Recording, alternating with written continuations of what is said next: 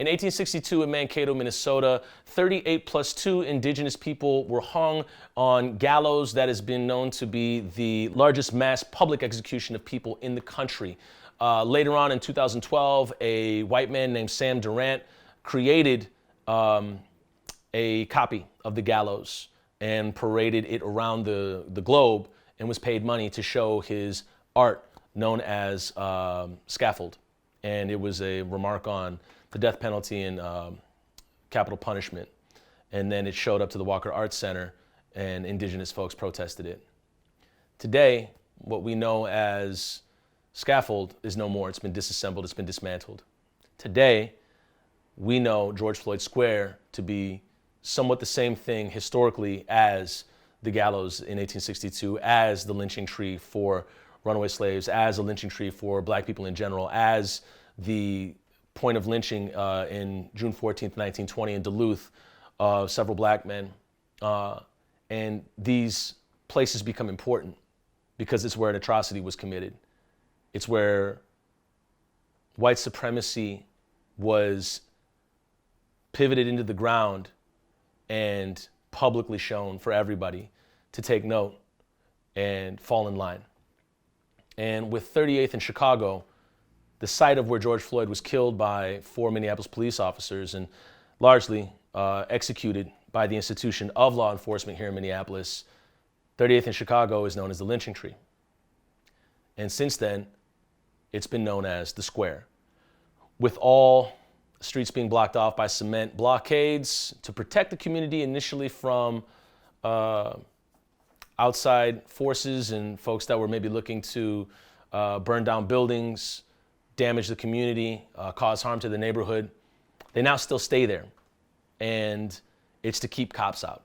And it's also to keep traffic out as well. And for a litany of different reasons, which we would get into in another video. But right now, it has now been 9 months since the killing, or what I would call the murder, of George Floyd at 38th in Chicago, and the blockades are still there. And that being said, the city is trying to lift them.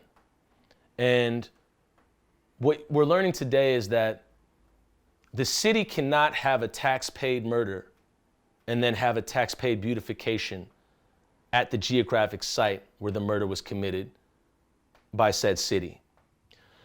Mayor Jacob Frey wants to open up the square and potentially erect some type of art in the name of the city. City council member that presides over the ward where George Floyd was murdered would most likely like to see the same thing happen. And the chief of police, Chief Madari Arredondo, would most likely like to see the square opened up and given some type of beautification or recognition from the city that it fucked up. The issue is in giving the site of the murder to the murderers to beautify the place where they murdered. Can there be any justice? Do you believe that there can be justice at 38th in Chicago if the city is giving carte blanche, giving the keys back to the intersection to then do as they will with it? They're saying that they're going to run a survey and ask, do you choose A, B, or C? And Minneapolis Public Works did this before, where they asked folks, do you want to open up the streets this way, or that way? None of which recognize the murder of George Floyd at the intersection. And Minneapolis Public Works, the head of Minneapolis Public Works at the time, Robin Hutchinson, has now failed upwards to a bigger job with more pay.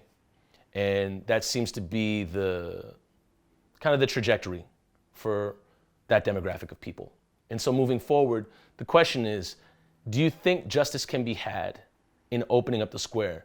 Do you believe that the survey the city is going to hand out will mention what happened on May 25th, 2020? Do you believe that if we re-elect Mayor Frey, we're never going to see another black man murdered at the hands of the cops? Do you believe if we re-elect Mayor Frey, we're never going to see somebody else murdered at the hands of the cops? Do you believe that if we keep the same elected officials in their chairs, we're never going to have another black man like George Floyd stolen from our community?